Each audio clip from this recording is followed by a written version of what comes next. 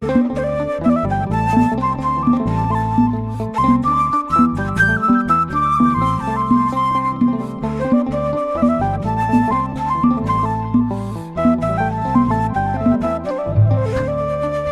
እግዚአብሔር ይብዛላችሁ በያላችሁበት እንደምን አላችሁ እንደምን ቆያችሁ እግዚአብሔር አምላክ ስላገናኘን በድጋሚ ስሙ ይክበር ይመስገን። በዛሬው ቆይታችን የምናየው ወይም ቆይታ የምናደርግበት ሰሞኑን እንግዲህ አንድ በማህበራዊ ሚዲያ ላይ ያገኘሁት አንድ ሐሳብ ነበርና ፓስተር ዮናታን በሰማዕቱ በቅዱስ ጊዮርጊስ ላይ በተመለከተ የተናገረው ነገር ማለት ነው። ሰማዕቱ ቅዱስ ጊዮርጊስን እንግዲህ በተመለከተ ያን ሁሉ ዋጋ የከፈለው ሰማዕት የሆነው በመንኮራኩር የተፈጨው ለራሱ ሲል ነው እንጂ ለማንም ብሎ አይደለም አይነት ነገር ያዘል ሐሳብ ነበር ሲያነሳ የነበረው። ኦነን ለመናገር እነ ፓስተር ዮናታን እና ዩጩፋ ሌሎችም ያው እንጀራቸው ህይወታቸው የተመሰረተው ኦርቶዶክስ ቤተክርስቲያንን በመስበክ ነው እንጂ ክርስቶስን በመስበክ አይደለም። ይሄ ሁላችንም የምናውቀው እውነታ ነውና ሲጀመር እኛ በኢትዮጵያ ኦርቶዶክስ ተዋሕዶ ቤተክርስቲያን አስተምሮ ቅዱሳንን ለእና ለእናንተ ዋጋ ከፍለው ስጋቸውን ቆርሰው ደማቸውን አፍሰው አዳኑን የሚል አስተምሮ የለንም። እነርሱ ግን እንደዛ ነው የሚያስቡት። እኛ እንደዛ የምናስብ ስለሚመስላቸው ማለት ነው። ግን እንደዛ አይደለም የኛ እውነታና የኛ ሪያሊቲ። ቅዱሳንን የምንሰጥበት ክብር እንደዚህ ብሎ ሁሌ መናገሩ በራቱ እንዴት እንደሚሰለች ማለት ነው። ለማለት ለእንደነዚህ አይነቶቹ መናፍቃን ከሃዲዎች ሰው እምነቴ ብሎ ያለውን ነገር ሐሳብ አለኝ እምነት አለኝ ሃይማኖት አለኝ ብሎ ካለ የሚከተለውን አምላክና ፈጣሪ ስለሱ ነው መስበክና ማስተማር ያለበት። ጥልቅ ብሎ እንደርጎ ዝንብ ሌላ ቤተ እምነት ላይ በዚህ ደረጃ ዘመቻ መክፈት ምን የሚሉት ቅስፈት ነው? ከግር ጥፍሩ እስከ ራስ ፀጉሩ የተቆጣጠረው መንፈስ ነው እንዲህ የሚያናግረው። ዘንዶ ማደሪያውን ተሳደበ እንዳለው ማለት ነው። እስኪ ለማንኛውም ይሄን ሙቪ አድምጠን እንመለስ።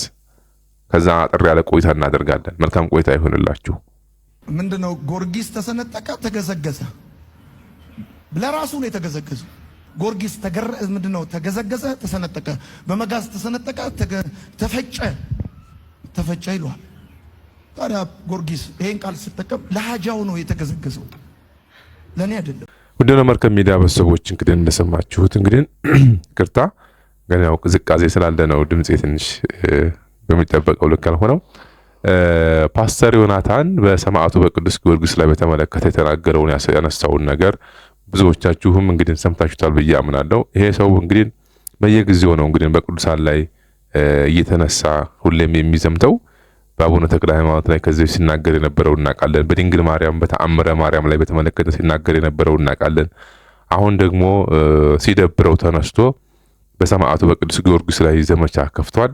ዞሮ ግን እሱ ይሄን ስለተናገረ ይሄም ስላለ ሰማዕቱ ቅዱስ ጊዮርጊስ የሚጎልበት ክብር ቅንጣት ያክል የለምና እኛ በኦርቶዶክሳዊ አስተምሮ ቅዱሳን ለኛ ዋጋ ከፈሉ በደማቸው እና ስጋቸውን ቆርሰው ደማቸውን አፈሰው እኛም በመስቀል ተሰቅለው አዳኑን የሚል አስተምሮ የለንም።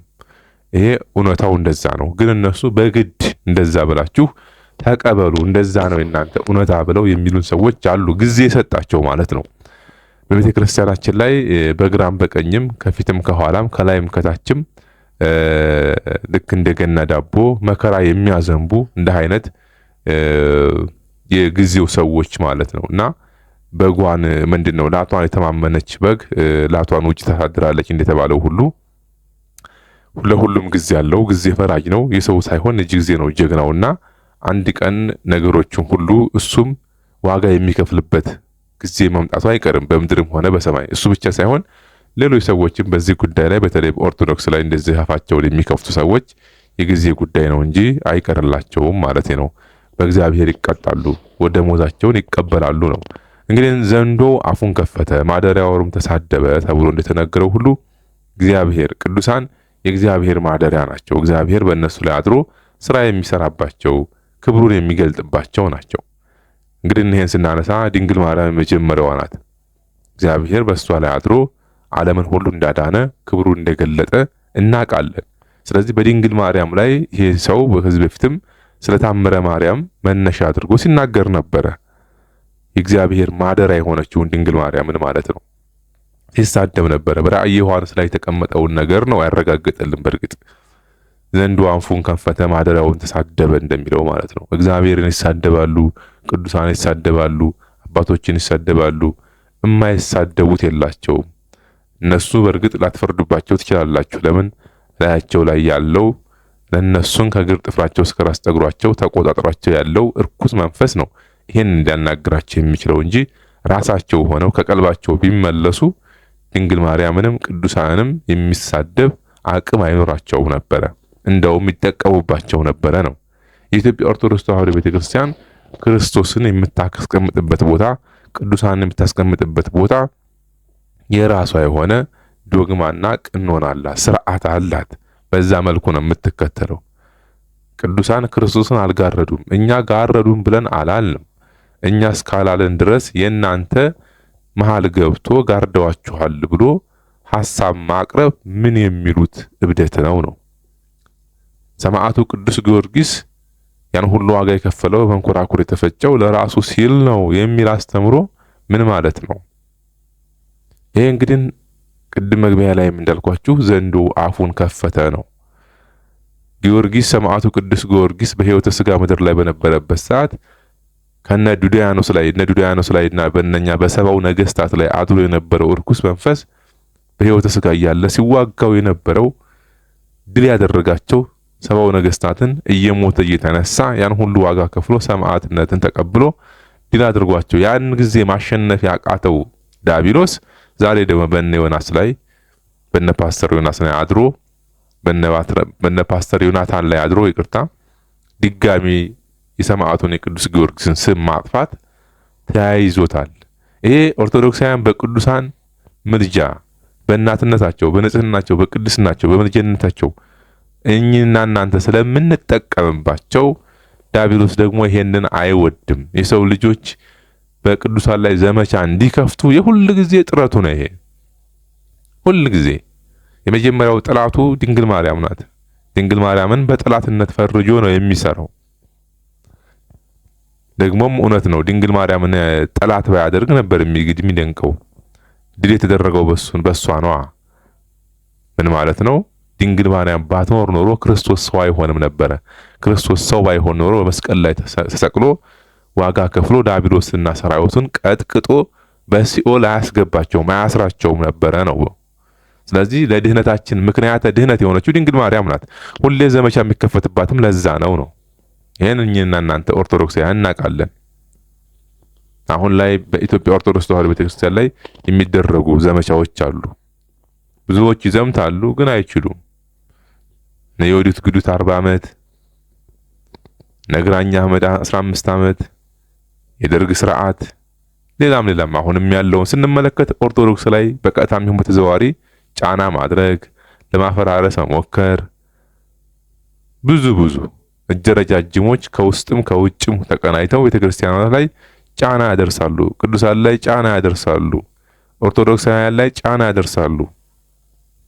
ዋጋ ልንከፍል እንችላለን፣ ግን ቤተክርስቲያኗ ትቀጥላለች። ጫና የሚያደርሱ ሰዎች ያልፋሉ፣ ብዙዎች ስላለፉ ማለት ነው። በዛ ደረጃ እንድንገነዘብ ነው። ቅዱሳንን እግዚአብሔርን ያከበራቸው። ቅዱሳንን ማክበር እግዚአብሔርን ማክበር ነው። በነገራችን ላይ ቅዱሳንን ገድላቸውን፣ ታምራቸውን መቀበል እግዚአብሔርን መቀበል ነው። እንጠቀምበታለን፣ እንከብርባቸዋለን። ስለዚህ እኔና እናንተ በቅዱሳን ምልጃ እንጠቀማለን። አልጋረዱንም ነው። እንደውም ወለል አድርገው ነው ክርስቶስን ያሳዩን ነው። እኔ ክርስቶስን እንደመስል እናንተ ደግሞ እኔን ምሰሉ ብሏል ቅዱስ ጳውሎስ። እኛ ጊዮርጊስን መምሰል ነው ከኛ የሚጠበቀው።